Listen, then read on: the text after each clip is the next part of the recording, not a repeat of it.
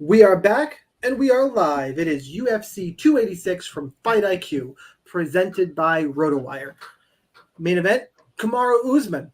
Actually, I gotta flip that. The A side is Leon Edwards. Leon Edwards versus Kamaru Usman 3, the trilogy. I am the Daily Fantasy Sniper. Go by Sniper_MMA, hosting the show. But with me, as always, the co-host, the analyst, the important guys. I'm just here to introduce the fights, maybe give a couple ha-has along the way. We got Chris, also known as, it was at Real Chris Olsen. Now it is the onlyest one on Twitter. Or you can find Joe there. Good. Joe, the MMA. At this point, you are the OG, I think. I know a couple OGs have won. I had a GPP win last week, but I think you are the MMA OG. Maybe one or two I would throw in there. But Joe also goes by Sun I would gladly sacrifice my crown if I could have a week like you or Buddha 3. The only thing I can rest my laurels on is that my infamous Vaseline metric, my new wave MMA stat is 4-0 over the last few slates, including Alexa Grasso and Ariane Lipski. So if you actually have been following my V metric plays, you'd be pretty close to being able to afford a car.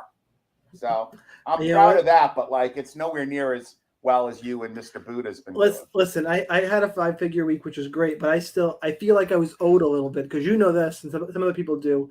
The Volkanovski knockdown in round 5 of Mokayev Volkanovski, if he doesn't get that, I take home $100,000. I know. I win the GPP that week. But that knockdown takes away Makachev's the last few points he needed, and then all the Volk lineups passed. I felt so bad for you because I know you were so close, and so this week, sweat. Wow. So last week, it was a nice consolation. Don't get me wrong. Any 5. I'd love to have a sweat. I haven't actually had a sweat, and I can't even remember. So I'm going to play more than I've been playing, and if I don't hit anything, I'm going to have to scale way back because this is like last week I did okay, but I need to kind of get back on track. So. Well, this is the week 4, guys. So before we get started, podcast, like I said, sponsored by RotoWire. Go to rotowire.com/free for a 10-day free trial to all their premium content. No credit card required. They got all sports. Clearly, we're here with a baseball or football grass background, but we are not to interrupt the promo there. But isn't anybody going to ask me how I feel about the card? I'm going to get there. I don't think we actually commented on the card yet. No, we didn't. I was doing the intro, but look at Chris. Not even like, you know what, RotoWire? You take away our backgrounds. Let's just skirt past you guys. No. This was not a passive-aggressive move. It was not. It was just. I'm very amped. I'm very ready to talk about. I'm just causing trouble. I'm here to cause trouble. I will say, how do you feel about this? And I want you guys to listen to this 15-fight card. We got to keep this shit moving. 15 fights. How you feel? And it's 10 p.m. I feel like I got some probably pretty crazy plays coming. I think there's some chaotic dogs on this card that could do really well, particularly in the betting category. But I won't give that away yet. And we are coming to you live from whatever golf tournament is going on right now. We are coming to you live. That's why we're in such hushed tones tonight. We are accommodating golf after this, so it's going to be a good time. All I know is the massive upset that we've had in the in March Madness with Fairleigh Dickinson University, as we in New Jersey referred to them, the Harvard on the hacky. No. Okay, wait. Time out. Beating Purdue, who I actually had going to the final on my bracket. Now you are going to get me. Time. You're going to get me fired up. We're going to go on now because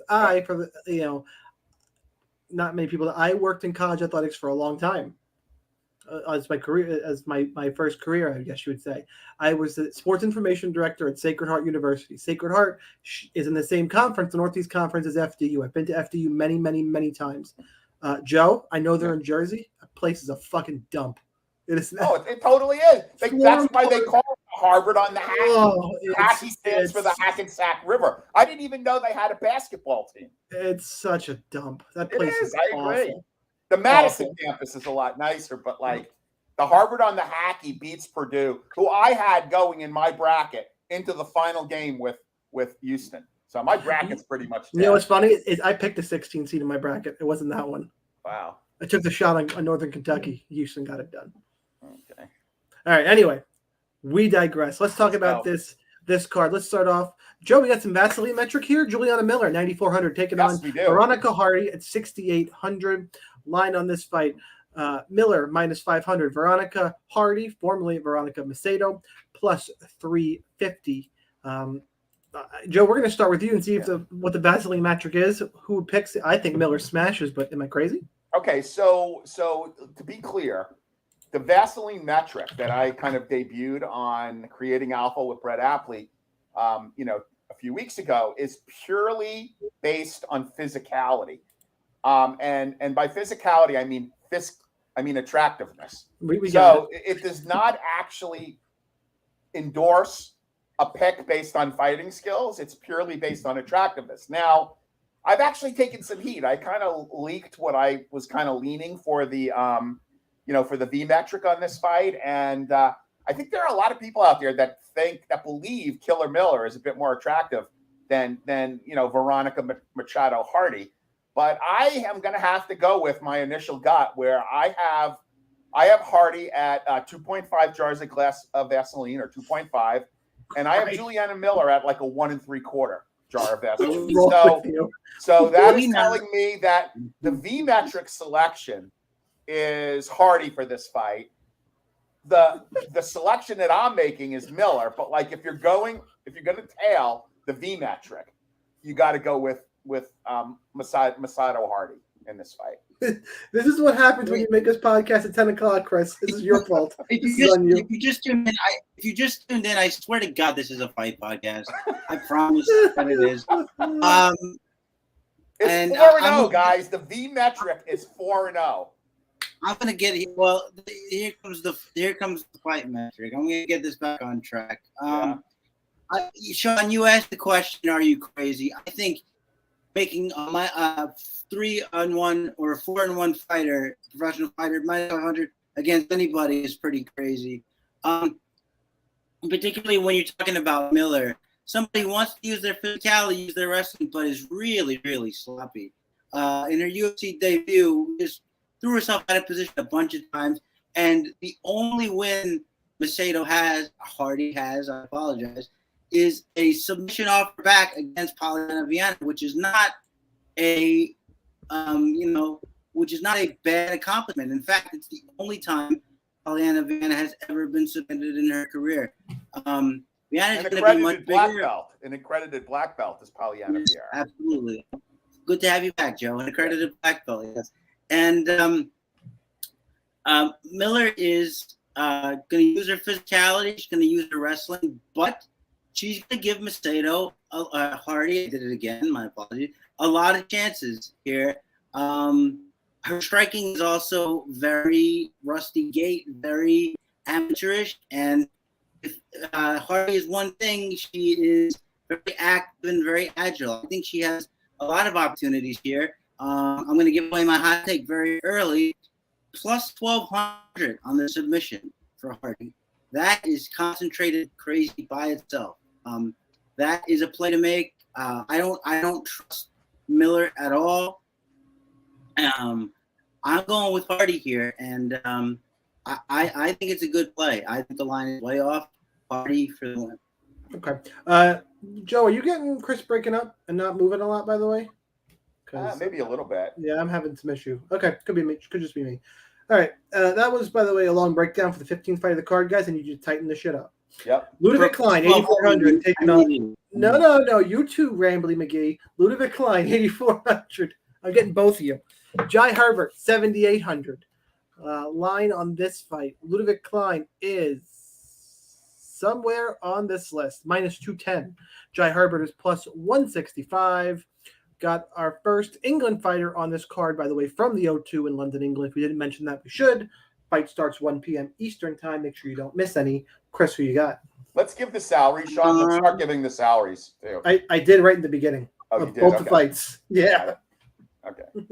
You're right. It's late. No, it is very late, but yeah, I like this fight a lot. I like Ludwig Klein. I always have. My only problem with him is that he's a little bit too passive. And we saw a little bit of that in Jai Herbert in the first round of his last fight. Could have been because he was worried about the takedown. Could have been because he was coming back from being knocked out. And now I'm getting some spinning wheel. Do you guys see me still? Yeah, you're really Yeah, slow. you are breaking have up, an though. issue. Okay, let's see. If it keeps happening, I'll come out and come back in. Maybe I'll do that after this one anyway. But I think Jai Herbert is I think he's a better defensive fighter. I think he's the slicker striker overall. Ludwig Klein is probably a little bit faster. I think Herbert's a little bit more powerful, and I like the way he puts his combinations together a little better. I like how active he is. So I'm going Herbert here. I think this can be like a staring contest that devolves, and it's like a one-strike knockout. So we could get a staring contest. We could get a finish with a lot of points, but my pick is Herbert. Joe, who you got? Yeah, so Herbert's 2-3 in the UFC, and Klein is 3-2, right? Neither of these are prolific DraftKings scores. I think each fighter has only scored 100 points once, so that's 2 100-point scores in 10 fights. He did win against Mason Jones. Ludwig Klein did last fight at 7K. So you're paying significantly more for him. In a decision, he put up 76 points. That's not going to work at 8.4K. I don't really love this fight all that much for DraftKings. I think it could be interesting. I actually have Herbert in one of my Rainmaker lineups, so I really would like Herbert to win here, but I think Klein is just a little bit better, and he has wrestling in his back pocket. Not that you see him use it all that often. So I'm going to go with Klein, but I'll be pulling for Herbert just because of my Rainmakers lineup. Chris, you started with this fight. You started this fight. My mistake. I'm leaning towards the Klein side, but it's not a very strong take. I'll have both sides. Next up, Joanne Wood, 8,600 taking on Luana Carolina, 7,600 line on this fight. Joanne Wood, minus 175. Carolina, plus 145. Quite the step down in competition from Joanne Wood. I think she gets it done. Joe, who you got? Yeah, so there's really no V play on this card. I mean, if you ask me, I'd say that Wood is an under 2 V rating, and as is Carolina. I have some concerns about Joanne Wood here. I mean, interestingly enough, she's been a pretty prolific scorer on DraftKings, even in decisions. If you look at her striking, I mean, she's put up, and again, you have to look back, but she throws up a decent amount of significant strikes. I just think she's too expensive here. She's on a 3-fight losing streak. Yes, against, Grasso, Santos, and Murphy. So you're right. There's a bit of a step down in competition, but I believe she's 37 years old, has been kind of hinting at, wanting to start a family, I believe. This is all kind of narrative, which kind of, takes me off. JJ here. I'm actually going to go with Carolina at the upset. I think she's got more to fight for. I believe that if she loses to a fighter who's coming off of, 3 straight losses, that she's likely going to be cut. Maybe not. She's 8-3. She's 2-1 in her last 2 fights. She lost against Molly McCann. She beat Godinez and Botello. She's not a prolific scorer either, but at 7.6K, what do you need? She actually beat Priscilla Kachabeating, who's a pretty aggressive fighter, put up 102 points in that fight. So she's younger. She's not hinting at retirement. I think at 7.6K, she's live. So this is not a V-metric play, but this is a play that I like as my first underdog pick. I'm going with Carolina here to get the upset. Wow. Okay. That would be bad for me on DraftKings. Chris, who you got? Yeah, I actually think Joanne Wood is one of your mainstay cash plays. I don't see how she loses this fight. Oh, there's so many far better plays. I don't. Well, you talked about that she's actually pretty good DraftKings for her last win against Jessica I because she threw up 148 significant strikes in the 3 rounds. Yeah, but that was when Crocs were cool, and she was. That was in 2021. Yeah. Look, she was 35. Now she's 37. She's still gonna be so much faster than and you could pay down $100 and get one of the most prolific DraftKings scorers is $100 cheaper. So why in the hell would you play Joanne Wood? Well, fine. Well, you can have an 86 and an 85 on the same card. Who's asking you to do? Yeah, but there's far more risk in Joanne Wood scoring 100 points than there is in Casey ONeill. And by the way, I think Maya's a good fighter. 100 points in a cash lineup. Okay, you play Wood at your own risk, guys. I'm gonna play Wood. And I'm gonna keep talking so that you can't make a sex joke about it. But I am gonna play Wood, and I think that Carolina is like she's got the baby giraffe thing going on. Even at 36, 37, the Wood's gonna be much smoother, much faster. I just don't see any way Carolina wins. You're thinking of a Joanne Wood that no longer exists. You're thinking of a Joanne Wood who's not 37 years old. But I'm not. So look at Joe. Look at her and Sean. I'm trying to move. Joe won't let me. Hey, look at her losses. By the way, she beat Lauren Murphy. She won that fight. So Chris, you know who James Tahuna is? All right, we're not doing this. We got 15-fight card. Next fight up, we're going Jake Hadley, 9,300, taking on Malcolm Gordon at 6,900. Jake Hadley is a large favorite, minus 450. The comeback on Malcolm Gordon is plus 325. Malcolm Gordon, who sometimes gets jabbed and then likes to fall. Malcolm Gordon missed weight, by the way, significantly, and Hadley looked horrible on the scale. And Hadley's going to want to grapple for what that's worth. Chris, you are first for this fight. Who you got? Yeah, this is another one. Not as lopsided to me as a minus 500 for a 3-on-1 fighter, but to the point that Jake Hadley hasn't really shown anything there. I would say Malcolm Gordon has lost and beaten better competition than Jake Hadley is, at least in the UFC. I mean, he beat Candelario, and that only happened because Candelario took him down. That fight was pretty even before that happened. Malcolm Gordon, I know we all shied away from him after Albazi, and then after Sumadarji just kind of melted him, and he just kind of went away. But he's shown good things after that. He showed good things against Figueiredo, and he showed he was in there to fight. Maybe he resolved to himself, okay, I'm going to get hit. I got to get used to it. He scrambled with Mokayev pretty well, at least at the beginning, before Mokayev took over. So yeah, I don't love the idea of taking 2 sub 7,000 players on one card, but I just don't know why Hadley would be so highly priced here. He hasn't done anything. Malcolm Gordon has shown himself to be more than capable on his feet. Again, his defense looked better, his pain tolerance looked better of late, and Hadley just hasn't done anything. So I'm gonna go with the big dog here. X. Yeah, I don't hate that play, Chris. I mean, Hadley is my least favorite fighter greater than 9K.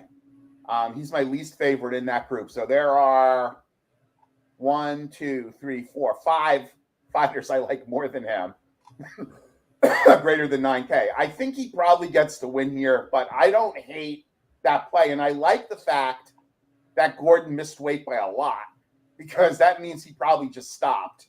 And Hadley tried to make weight, and he paid for it by looking like garbage. So I don't hate that play on Gordon. I think Hadley's going to win here, but I really do like where your mind was in giving Gordon a shot at 6.9K for all the reasons you mentioned. All right, let's go. Next fight up. We'll talk.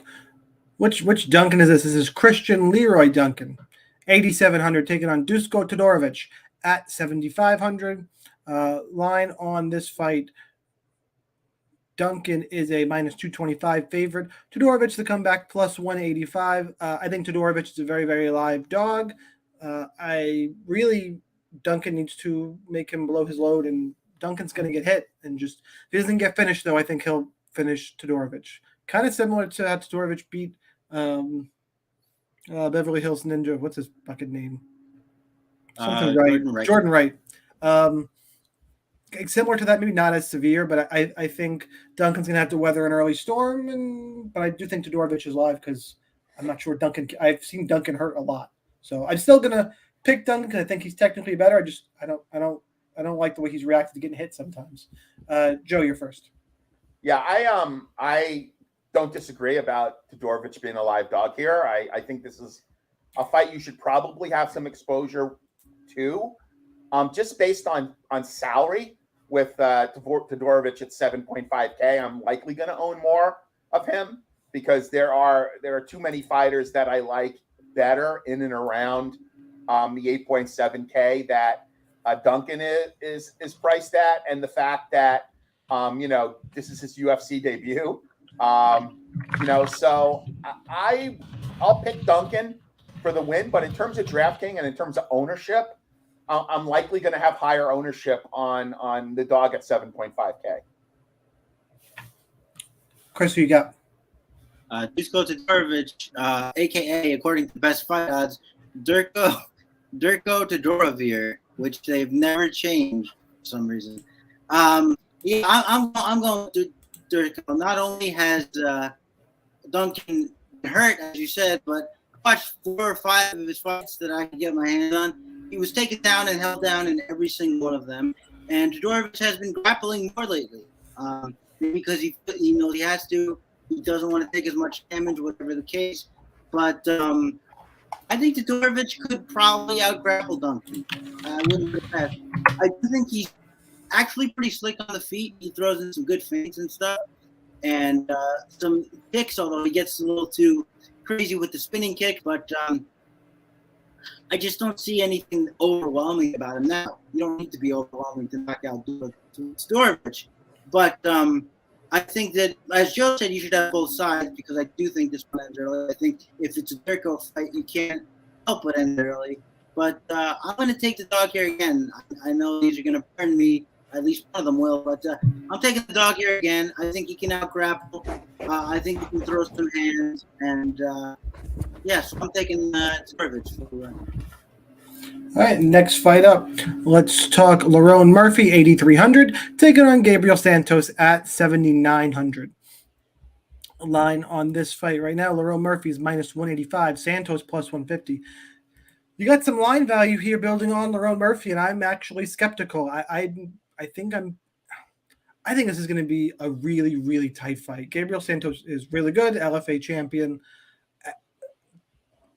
Santos hits hard. I think Lerone's might be a little better technically, but Santos is a good way of just making people miss and getting the shot that he wants off. I've gone back and forth in this fight 3 times. I'm landing on Lerone Murphy, but this is a really close fight. There's a lot of odds value on Murphy. I think he's going to be really highly owned, and I would hesitate from just slamming on that odds value.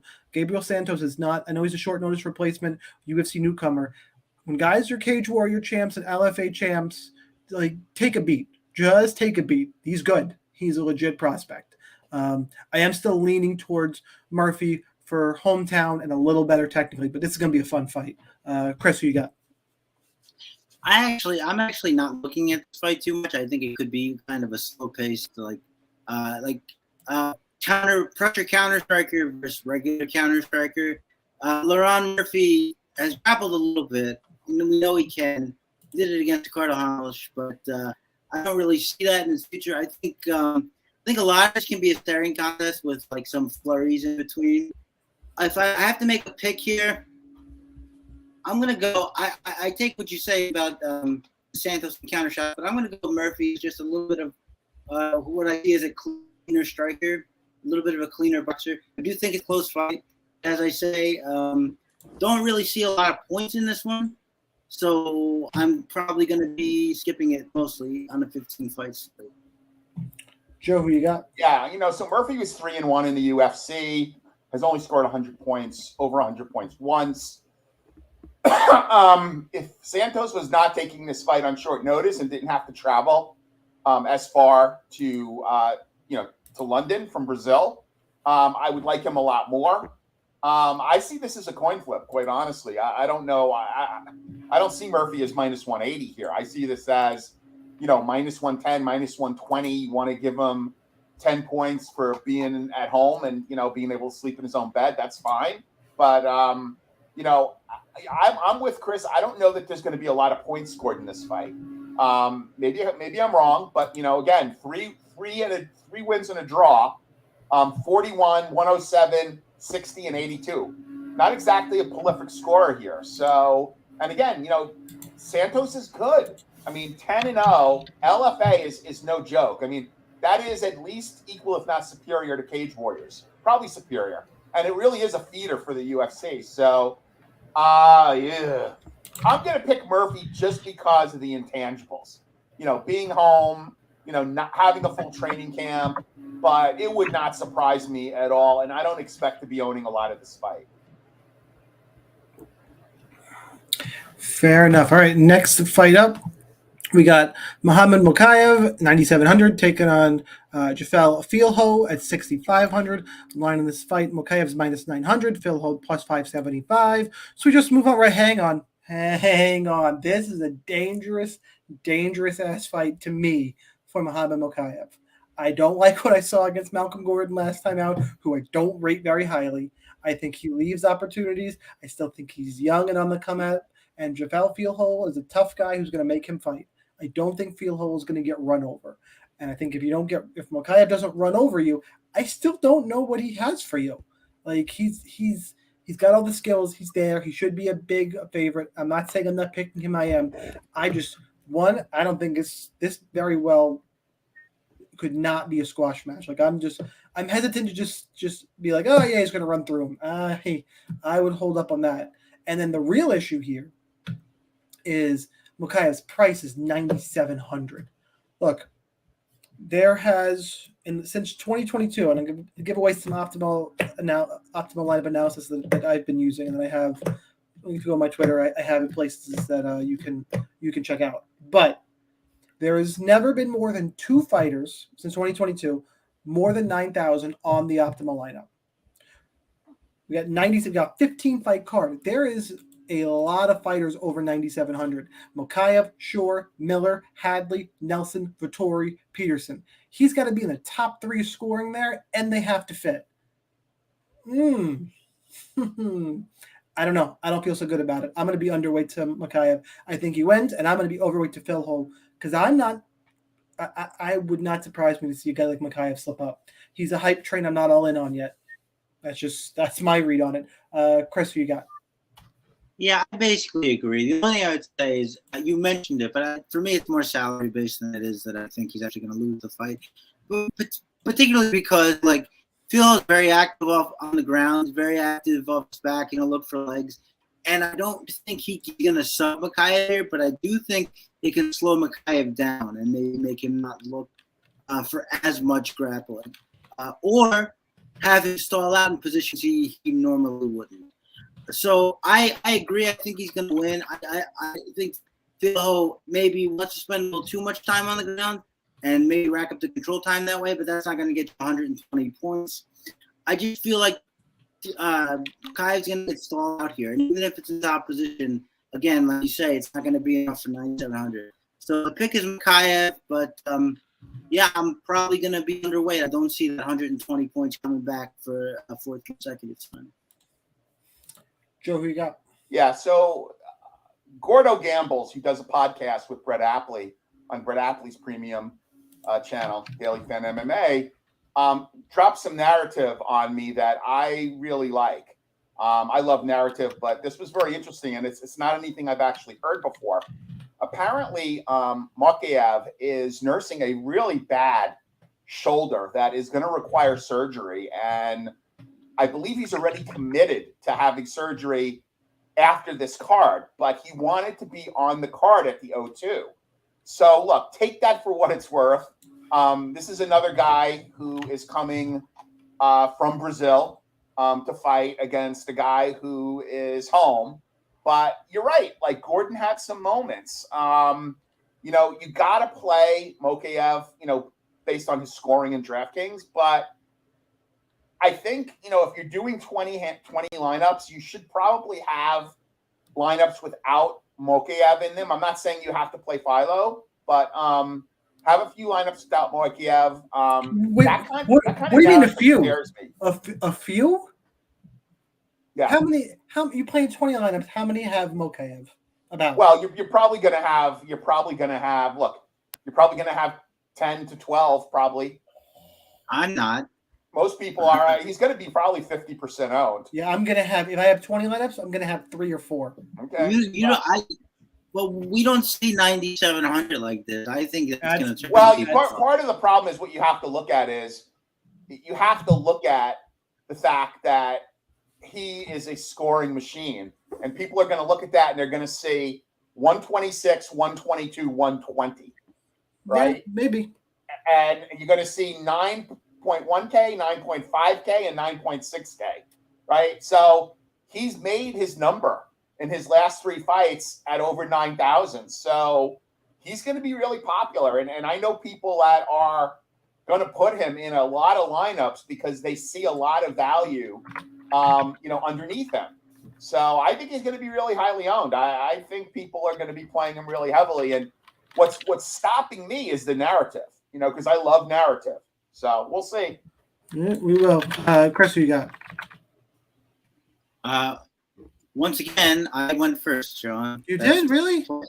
Yes, sir. Yeah. It's too late, man. I'm like falling asleep here. This is too late for a dad with a kid in kindergarten. I'm barely holding it together. Hope you guys cut me some slack out there. Jeez. Yeah, we will. Sam Patterson, 9,000, taking on Yanal Ashmouz at 7,200. Patterson is the favorite in this one. He is minus 275. The comeback on Ashmouz plus 220. I think Patterson is a prospect that may get tested. I'm not a believer in Yanal Ashmouz. I don't think this is the spot Patterson gets tested. I think his wrestling carries him through here. Joe, you were first this time. Yeah, so I've been hearing a lot of secret love for Ashmouz. A lot of secret love across the board from several different people. And, who I respect, that they really think that this is a good play at, 7.5? Where is he? He is, I said, it was 7.2. 7.2. A lot of people are liking him. Now, again, he's 5'9". Patterson is 6'3", right? So, one, that should make him easier to take down. But also, if Patterson could fight at range, he could probably piece him up. I'm actually going to go with the dog here. I'm going to go with, and again, this is solely based off of the opinions of several people that I respect who don't understand this line and who think that Ashmouz has got like a real shot here, and that this should be an even fight. And Patterson is getting way too much steam. So I'm building lineups with Ashmouz. I mean, you could really do a lot at 7.2K. So I'm going to play him. He's going to be my pick. And again, that's probably maybe why I'm getting to Mokayev so much, because you got a 7.2K guy in there. But yeah, I'm going to go with Ashmouz. Chris, who you got? Chris? Yeah, you're on mute, buddy. Sorry, somebody told me to hit the cough button before, so I'm self-conscious about it. Yeah, I can understand not liking Patterson. He's got a real case of tall man defense going on. He just pulls straight back and it gets him hit. But again, Joe mentioned it, the 8 or 9 inch reach disadvantage. I haven't seen Ashmouz wrestle all that much, but even if he does, Patterson's really good at locking up those chokes with those long arms. I just don't see a lot of pathways for Ashmouz here. I don't really know what he's going to do. I know he likes to wade into the fire. I know he gets hit a lot himself, and that's not really good if you're dealing with that big of a reach disadvantage. So, yeah, Ashmouz, look, if as Joe likes to say, I'll need a pork chop if Ashmouz wins it, because I really didn't see a lot in him. And I think the fate on Patterson is going to come next time around. But for this time, I'm taking the tall man. All right, next fight up. Let's talk Omar Morales, 8,200, and Chris Duncan at 8,000. Line on this fight is gone. Best fight odds having some kind of weird. That's it, folks. Could just be me.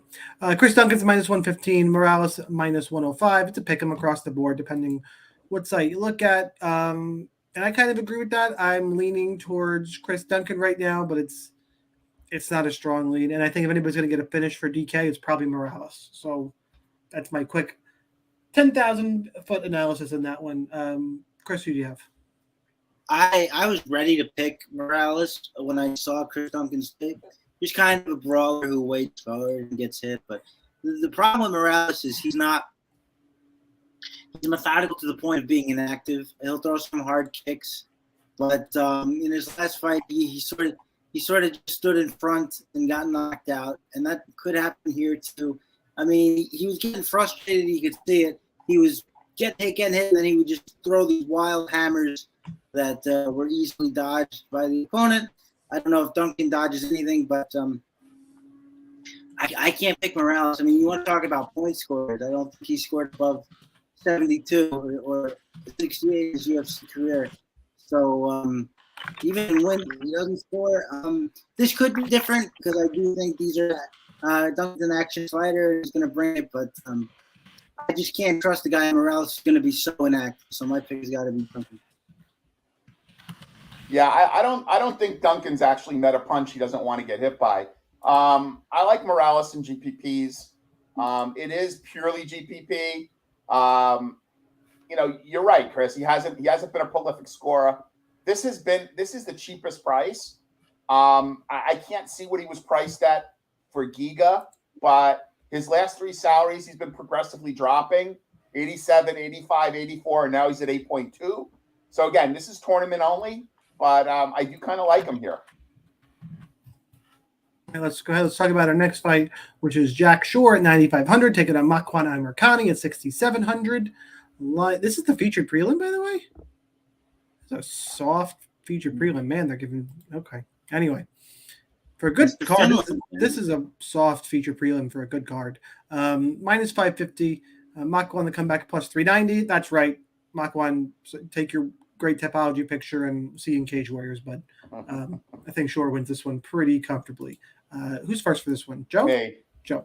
Yeah, I mean, look, I think, Marwan could have his moments in the first round, which is, we've seen him be effective, and then just like hyper gas. I like Shore here. I don't know how much I like him at 9.5K because I don't think he's going to get a first round finish. I think it's going to – actually, he's never gotten a first-round finish in the UFC. And last fight out, he was finished by Ricky Simone. He got subbed. So if you look at his fights prior to that, third-round win, third-round win, third-round win, second-round win, third-round win, right? So, look, he could rack up some points. I mean, this is by far the most expensive he's ever been at 9.5K. I don't know how much of him I'm going to have. I mean, purely to pick to win, I'll pick him to win. His last fight against Ricky Simone, which he lost by sub in the second round, that was his first loss. So he's 16-1. So I have to feel that he's going to try to prove something. I like him to get the win here, but don't be surprised if Marwan has some moments in round one before he gasses out in round two. Chris, sorry. Thank you. Mach 1 is going to do Mach 1 things, which is come out really fast, gas out, get tired, and lose. Joe, I think you're being a little generous. Say it's going to happen in round two. Generally, he doesn't wait till the end of round one for it to happen. It happens towards the end of round one. He could hang on, and this may be even worse for him because Jack Shore is a good grappler. Jack Shore, I think, went 6 of 8 for takedowns defended against Ricky Simone. It's worthy of note that was not just a sub, but a club and sub, which makes it a little bit different in my mind because Marwan Americani's boxing has never been any good. I just don't see how he gets to Jack Shore in any way. The only thing here is Shore they get the points if they grapple together. You give Mach a chance, but then again, he's gonna get tired. And sure, doesn't mind throwing hands. He's a good combination puncher. He pressured a lot. And had a strike finish in the UFC. I feel like this might be the first one. I like Shore a little bit at 9,500. I don't know how much upside is there exactly, but I do like him. I'll have a few shares just as maybe a contrarian payout because I have to trust McIntyre to combust as he always does, and Shore's going to be there to pick up the pieces. Just a matter of when it happens, but I'm going to take a shot. I'm going Jack Shore to put up some points here. All right, for the people listening via audio, we're going to take a quick break for our awesome sponsors. Okay, YouTube people and everybody else, we're back. That was a weird pause, I know, but I was asked to do it, so I'm going to have a little bit of fun with it. It can't be your average commercial break here on Fight IQ, which, by the way, make sure you go to rotowire.com/free 10-day free trial to all their content. No credit card required, and even more importantly, hit that subscribe button on YouTube. Subscribe to RotoWire MMA on YouTube, Apple Podcasts, wherever you listen to your podcast. I'm sure we're there. Hit that subscribe button. Make us very, very happy. And then listen to us talk about Marvin Vittori at 9,100. Roman Delise at 7,100.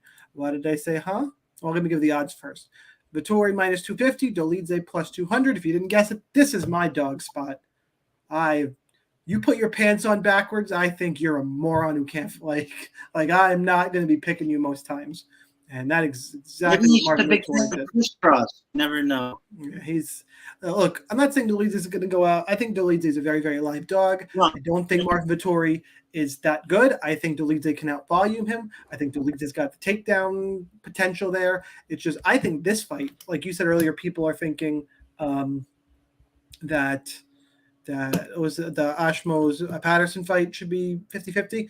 This fight to me is more 50-50 than that one. The issue here is the name value in Marvin Vittori. But you saw what Delise did to the last name value guy he fought. I'm not convinced he's going to do it here 100%, but I'm going to ride with him because I'm fading Marvin Vittori. Sorry, I'm not on the Marvin Vittori train, and I won't be. I'll continue to pick against him even if he wins. Don't think he's that good.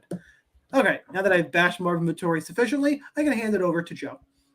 Yeah, I like Vittori quite a bit here. I know you do. Yeah, let's look at his losses. A guy by the name of Robert Whitaker. I may be wrong, but I think he was a former champion. Israel Adesanya, also a former champion, and he's essentially beat everybody else. So look, I think Roman is a guy who has overshot his skis, and look, I get the love for him. I get it. I really do. It's interesting that a guy named Roman is fighting an Italian in Marvin Vittori. But I think, Vittori could actually style up here on Roman. Look, again, this could be a pork chop, but everything, the metrics, the level of competition, screams Vittori. I mean, look at numbers he's put up. I mean, Paulo Costa puts up 122 points against Paulo Costa. Puts up 62 points in a loss against Izzy. His worst fight, arguably, was his last fight against Robert Whitaker. He only put up 15 points. Scored 156 points against Kevin Holland. I think he's got the potential to break the slate at 9.1K. I love Vittori here. I like him a lot. I don't fault people, for the overachiever that is Roman. And I think he has been an overachiever, but I really do think he's been overshooting his skis. Yes, Cheyenne Lipsmith is hot, so I get it. Former Cheyenne buys, so I get that, but still, I really like Vittori a lot here. Chris? Yeah, Shaun, my friend, I think you bought into a hype train here. While saying you want to fade one, which is interesting to me. But come on, I understand not liking it, but it's just Delise. I mean, he was getting boxed up by Jack Hermanson. Who does that? And then he takes Jack Hermanson down. Look, it's interesting to note that the last two wins Delise had have been wins because the opponent took him down. That happened with pause, and it happened with Jack Hermanson. And Jack Hermanson, look, he's never going to get that position again if he fights 1,000 times. The position he got on Jack Hermanson. So I just don't know what kind of mileage you're going to get out of there. I think that Vittori boxes him up in space. And Vittori is a Brazilian Jiu-Jitsu black belt, and he's very physical. So I don't even know if Delise will be able to do all that stuff to him if they scramble on the ground. It would be cool to see, and I don't know how well he's going to score. That's the other thing. I think Delise is very durable, if nothing else. So this might be a majority pick for me, but I can't pick Delise here. This has got to be where he runs into the wall, I think. So I'm going with Vittori. See you guys Saturday. If Delise wins, I'm going to have a good day. Casey ONeill, 8,500, taking on Jennifer Maia, 7,700. Line in this fight, King Casey is minus 185. Comeback on Maia, plus 150. Joe mentioned earlier, picking a Joanne Wood who doesn't exist anymore. If you're picking Jennifer Maia, I think that's exactly what you're doing. Jennifer Maia does not exist anymore. And I think new school fighter like Casey beats her anyway. I think Casey will be fine on the feet. She'll be dominant on the ground if it gets there. Give me King Casey, and I feel pretty good about it. Chris, you're first. Yeah, I feel pretty good about it too, and I was surprised to see a lot of Maia picks out there. I just don't think she does enough. She's a good boxer. She's got physicality, as we saw in the Shevchenko fight, but Casey just overwhelming. The 225 significant strikes in 3 rounds. She threw in the Roxy Modafferi fight, plus grappling. I don't think she'll catch a sub off her back like she did against Joanne Wood. I think she's just going to be there to be hit, maybe throw a few counters, maybe get swallowed up a little bit by the pressure and pace of Casey ONeill. So, yeah, I like her quite a bit, too. I don't really see the appeal of Maia. Even if she won, I don't really see how she scores. So give me ONeill to keep that hype train rolling. Joe?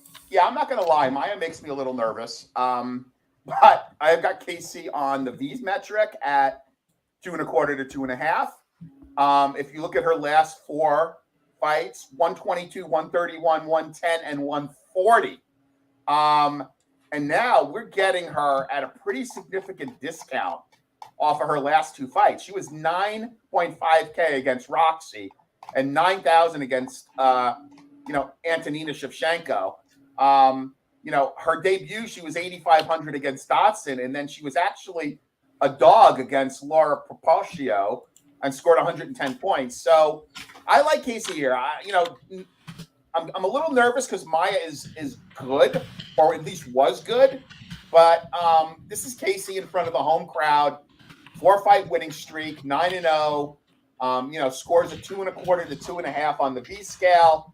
I like Casey here. I think she's going to be pretty popular based on her, prolific scoring and the fact that you're getting her at a pretty substantial discount to her last 2 fights. All right, next fight up. Let's talk Gunny Nelson, 9,200. Brian Barberena, 7,000. The line on this fight, Gunny's minus 375. Barberena's plus 280.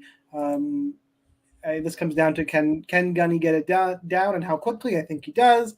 I actually think he gets it done early, but it wouldn't surprise me if he kind of has to find his way in. And if Barberena can keep it on the feet, he's live. I don't know how big he'll score in that type of fight. Unless he just totally wears out Gunny. So Barberena isn't my least favorite dog on the card, I should say. Like he's not dead. I just, when I'm breaking the fight down, I do think Gunny finds a submission more times than not. But there's a path for Barberena. There's a viable path. I'm not Xing him out like I personally will be to like a Malcolm Gordon. And shots to anybody who picked Malcolm Gordon, but that's me personally. This fight is Joe. Yeah, I have heard some love for Barberena, and I don't get it. I mean, he's been beating ghosts, really. I mean, his good scores have been coming up against ghosts of other fighters. Not to mention, someone in the crowd fanned themselves, and Barberena went down. If Gunny can't get this fight to the ground, I would be absolutely shocked. Now, he looked a little bit like he was playing with his food in his last fight. Like, I was screaming because I had Gunny by sub. I'm screaming, Come on, how do you not finish this guy? How do you not finish this guy? So, he's gonna take him down. He's gonna get a buttload of control time. I just don't know what his score is going to be, but I like Gunny a lot here. I don't think he's going to try to strike with Barberena, but come on, look at who Barberena has beaten recently. He's been on a decline. He's had surgeries. He wasn't sure whether he was ever going to fight again, and he literally has looked good against ghosts. So I don't get the love for Barberena here. This is essentially a home fight for Nelson, and the rumor here is, and again, I know how you guys like rumor and narratives. They want to get Nelson a win so he could fight on the Conor McGregor card, because Nelson is a buddy and training partner of Conor McGregor. So they want to put him into a fight that's gonna get him a relatively easy win, and then he can transition into the card that Conor McGregor is fighting on. That Conor McGregor fight is so far in the future because my dude's not in the testing pool because he's still cycling. Well, I don't know if you've heard the rumors about him maybe getting a waiver. Shocking. He's going to be juiced out of his mind. So I don't know. He's turned into a joke. McGregor's a joke, guys. I always thought he was a joke. I always thought he was overrated personally, but whatever. Big time joke. Anyway, Chris, who you got? Yeah, before you try to convince me to pick Barberena, you have to give me one committed grappler that Barberena has beaten. I mean, everybody. I actually would say that Barberena is the best guy to pick against when he's facing grapplers because he always gets back to his feet, and it always leads to more takedowns. I was surprised that RDA just ran over him with a submission because generally he doesn't get something. In fact, only the second step of his career, and the last one before this was like a decade ago. Now, he hasn't fought that many true submission grapplers. Colby Covington, of course, rinse and repeat wrestler, but it's not a real submission artist. But I can see him kind of surviving a little bit against Gunny here. Gunny is kind of a control grappler. As Joe sort of alluded to in the Santos fight, it took him to round 3 to get the sub there. As long as he focuses on his submission defense, I think he was a little bit too much trying to get back to his feet, thinking it might have been like the Colby Covington fight, but RDA is a different animal. Still, I think Gunner is going to score plenty at the price point just because rinse and repeat for Barberena, even if he doesn't stop him. So I think Gunner Nelson, I actually think this one's pretty easy. Right, next fight up. Co-main event time. Rafael Fiziev, 8,800. Taking on Justin the Highlight Reel Gaethje at 7,400. Line on this fight. Fiziev is minus 250. Gaethje's plus 190. Did you see yet again Gaethje saying, "Yeah, I use all my tools, my new plan is to never get hit." Like, how many times are you gonna recycle the same shit? You are who you are. You're gonna have insane wars. Just shut up and let's go from there. Like, I'm tired of these fighters lying to us. Like, come on, just stop. Let's have a fun fight. And he's live for that reason. Fiziev's going to be in a war. I think Fiziev is a good enough striker to angle off, counter, and put Gaethje on skates like Gaethje always gets put on skates. But Gaethje could clip him. I mean, it's not – Fiziev is hittable. We've seen him hit plenty of times. And, clearly he has power. Just in that kind of wild striking exchange, Fiziev's going to make you pay more times than not. So that's what side I am on for this fight. Chris, who you got? Yeah, and that's why you can't pick Gaethje here. I mean, Gaethje – he might run in and land some shots, but you can't pick him against a powerful, way more deep, way more quick striker. It just doesn't work. And Gaethje's never really fought anybody like this who's going to angle off, who's really going to make him pay for overextending. I mean, the closest he came was Oliveira, who kept making him pay with jabs and knees and stuff. But even then, it's nothing like the athleticism and power of Fiziev. So, yeah, I mean, the leg kicks always work. The pressure always works. I'm sure Fiziev has never seen anybody like this. That counts for something. Having said that, you can't. There's just way too much of a skill gap to pick Gaethje here. So I'm going Fiziev round 2, late round 2 stuff. Joe, who you got? I'm going to pick Gaethje here. I looked at the I'm maybe reaching here, I know, but I looked at the fight against Bobby Green, and I looked at the fact that if that fight went another round, I am totally convinced Bobby Green won that fight, and maybe wins it by finish, right? And I don't think Bobby Green hits as hard as Gaethje does. So if for some reason, and again, everybody asks when is Gaethje going to wrestle? I'm so sick of hearing the fact that he's a collegiate wrestler. He doesn't wrestle. I mean, if he did, I'd like his chances more. But I mean, what is he here? 7.4K against Fiziev? I think that should be a lot closer. I think there's real value at 7.4K. Look, would I be surprised if Fiziev won? No. I mean, but I think the value here is with the dog. I don't think, unless you think Fiziev is going to put Gaethje away, which again, Chris does, but I don't.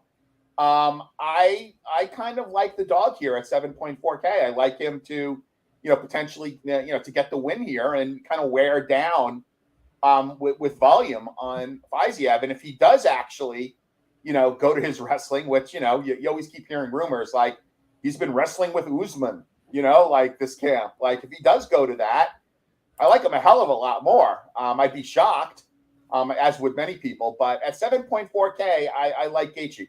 I don't expect to get much of Fiziev. He's priced too high. There's too many other fighters I like, but I'm going with Gaethje. All right, guys, main event time. Kamaru Usman, 8,900, taking on the champ, Leon Edwards, 7,300. Line on this fight, Usman is minus 245, Edwards plus 205. We got a nice discount on Kamaru Usman, who even last time in his loss against Leon, he put up 98 points. Just don't get knocked out, buddy. I mean, that's what it comes down to. Now, Leon clearly is a great fighter. I just think Kamaru is that much better and should be determined. And I think he's actually going to go and ground and pound Leon out of there. But maybe Leon's made some adjustments. It's I'm picking Usman. The issue here is that, well, I think it's a great fight for Usman, and the ownership Leon Edwards is going to get is making me uncomfortable in GPPs. Like I might take a stand and go underweight. In cash games, I'll probably stack it up and just move on. And if Edwards, it's not going to hurt me in cash games because he'll be 80% owned in cash games, 70-80. Like the stack is going to be the move. So I'm on Usman. I'm probably going to take a stand on the fight, go heavy on Usman, light on Edwards. That's how I have this one. Joe, who do you have? I like Usman here a fair bit. I mean, I think you're getting him at a discount. Kind of poor. I don't know if I want to call it fight IQ or if the fact he just got lazy. You just got caught. Yeah, he got caught. I mean, that's him. Distracted. I like him. I like him here a fair bit. I'll probably have a few shares of Edwards. Haven't decided yet if I want to stack this up in cash because I like, Ash moves at 7.2K and Usman Leon Edwards is more expensive than that. I may decide to go that way in cash, but I'll have some shares of Edwards. I mean, he's in front of the home crowd. I guess what I don't get is I'm hearing people on other pods, saying how they expect Edwards to be better here. And I'm thinking to myself, based on what? Like, if anything, he kind of went out and he lived the champ lifestyle. I don't begrudge him that, but he's, I'm not saying he's not training seriously for this fight, but under what auspices would he be better in this fight than he has been in the last two, which he was really losing decisively. He lost one decisively, was losing this decisively. I don't know. I like Usman a lot here. Yeah. Just one thing real quick. I know, like, a lot of times our tendency is to be like, oh, this guy messed up, when sometimes you just got to tip your hat. I mean, Edwards did a good thing there, and he deserved the win. Can he do it again is the question. And the answer, I think, is probably a resounding no. I mean, this is like, it's not exactly the same, but it's like, what if you ran back McGregor versus Aldo? Does he still land the big shot in 13 seconds? Probably not, right? The thing about Edwards here, he gets backed up to the fence way too much. And if you do that, you're just giving Edwards the fight, because he's between striking and grappling like seamlessly. Edwards has enough anti-wrestling to make fights competitive and stuff it for like a round, maybe two. Third and fourth round was just Usman running away because Edwards was getting tired. And As long as he doesn't replicate the big shot, Usman is gonna have a big score. I am nervous that he's so cheap because it's too inviting almost, but I can't help it. I'm gonna be almost 100% on Usman. Close to Woo, getting buddy. it. I just don't see it happening again. I think that this is the point differential here. He could put up 130 at 8,600. So I mean, you have to go there. I think you have to go there. I'm on Usman very heavily. Like Leon Edwards is a fighter, but this is just not the matchup for him.